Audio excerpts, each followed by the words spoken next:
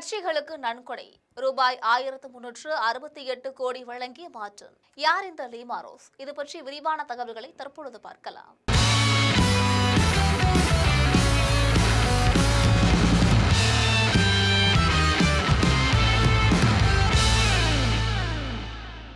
லட்சிய ஜனநாயக கூட்டணியிலிருந்து சமீபத்தில் விலகி அதிமுகவில் இணைந்த லீமா ரோஸ் திருச்சி மாவட்டம் லால்குடி தொகுதியில அதிமுக சார்பில் போட்டியிடுறாங்க. லால்குடி தான் அவங்களுக்கு சொந்த ஊரு. கடந்த பிப்ரவரி 17ஆம் தேதி அதிமுகவில் எடப்பாடி பழனிசாமி முன்னிலையில அவங்க இணைந்தாங்க. உடனடியா அவங்களுக்கு மகளிரணி இணை செயலாளர் பதவியும் வழங்கப்பட்டுச்சு. அதனைத் தொடர்ந்து கோவையில் அதிமுக சார்பில் நடந்த மகளிர் தின விழாவிலும் அவருக்கு முக்கியத்துவமும் அளிக்கப்பட்டுச்சு. சட்டமன்ற தேர்தலுக்காக லீமா ரோஸ் மார்டின் லால்குடியில் முகாமிட்டு பல்வேறு பணிகளை களத்திலிருந்து செய்து வந்ததாக கூறப்படுகிறது.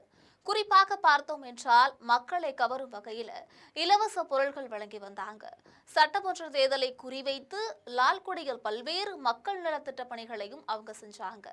அதிமுகவில் இணைந்த லீமா ரோஸுக்கு ஒரே மாதத்துல சீட்டும் கொடுக்கப்பட்டுள்ளது என்பதும் குறிப்பிடத்தக்கது. கடந்த 2006, 11, 16, 21 நடந்த சட்டமன்ற தேர்தலில் திமுக லால்குடி தொகுதியில் அமோக வெற்றி பெற்றது. லால்குடி தொகுதியில் உடையார் சமூகத்தினர் வாக்குகள் தான் அதிகம் இருக்கிறது. இதனால் இந்த வாக்குகளை மட்டும் கைப்பற்றினால் வெற்றி என்ற இலக்குடன் அதிமுக லீமா ரோஸை அதிமுக களமிறக்கியிருக்கிறது. தமிழக வெற்றி கழகத்தில் தேர்தல் மேலாண்மை பிரச்சார பொதுச் செயலாளர் ஆதவ் அர்ஜுனா லீமா ரோஸ் மருமகன் ஆவார். இந்த சட்டமன்ற தேர்தலில் ஒரே குடும்பத்தை சேர்ந்தவர்கள் வெவ்வேறு கட்சிகளில் இணைந்து தேர்தலை சந்திக்கின்றனர் என்பதும் குறிப்பிடத்தக்கது.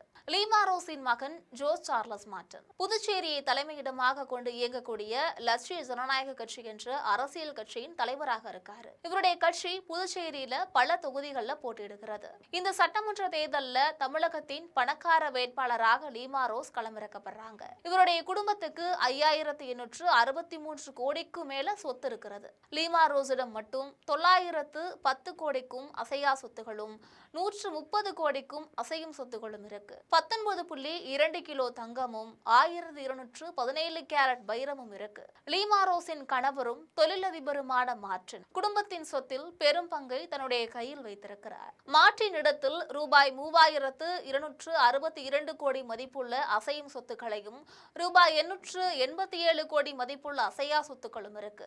இந்த தம்பதியரின் மகனான ஜோஸ் டைசன் மார்டினும் ரூபாய் 225 கோடி மதிப்புள்ள அசையும் சொத்துக்கள் மற்றும் ரூபாய் 439 கோடி மதிப்பு இருக்கக்கூடிய அசையா சொத்துக்கள் வைத்திருக்கிறார்.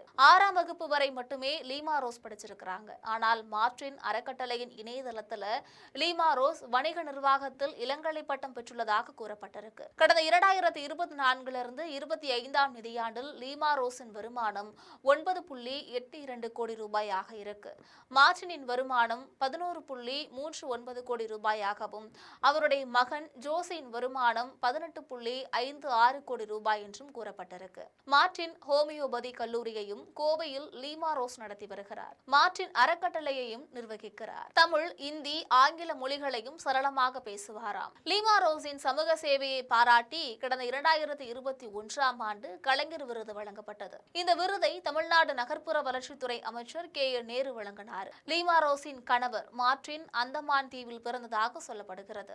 இளமை பருவத்தில் தற்போதைய மியான்மரில் தினக்கூலி தொழிலாளியாக பணியாற்றியிருக்கிறார். 1980களில் இந்தியாவுக்கு திரும்பி கோவையில் தேநீர் கடையில் வேலை பார்க்க தொடங்கினார். தமிழகத்தின் அனைத்து மக்களிடமும் குறிப்பாக ஏழைகளிடையே லாட்டரி டிக்கெட்டுகளுக்கு இருந்த பெரும் வரவேற்பை கண்டு வியந்தார். இதுவே அவரை ஒரு கோடீஸ்வரராக மாற்றிய அந்த தொழிலை தொடங்க தூண்டியது. கோவையில மார்டின் லாட்டரி ஏஜென்சிஸ் என்ற பெயரில் முதல் லாட்டரி கடையை திறந்த அவர் அதற்கப்புறமாக பெரும் பணக்காரராக மாறினார். மார்டினோட சொந்த நிறுவனமாக இருக்கக்கூடிய future gaming and hotel services private limited அரசியல் கட்சிகளிடமிருந்து கடந்த 2019 ஏப்ரல் மாதம் முதல் ஜனவரி 2024ஆம் ஆண்டு ஜனவரி மாதம் வரை 1368 கோடி ரூபாய்க்கு தேர்தல் பத்திரங்களை வாங்கியுள்ளது என்பதும் குறிப்பிடத்தக்கது. அதாவது அரசியல் கட்சிகளுக்கு நன்கொடையாக மட்டும் இத்தனை கோடிகளை அள்ளி கொடுத்துள்ளது இந்த நிறுவனம். இது பற்றி உங்களுடைய கருத்துக்களை மறக்காமல் கமெண்டில் பதிவிடுங்கள். இது போன்ற அரசியல் செய்திகளுக்காக எப்பொழுதும் இணைப்பில் இருங்கள் ஜெம் தொலைக்காட்சியோடு.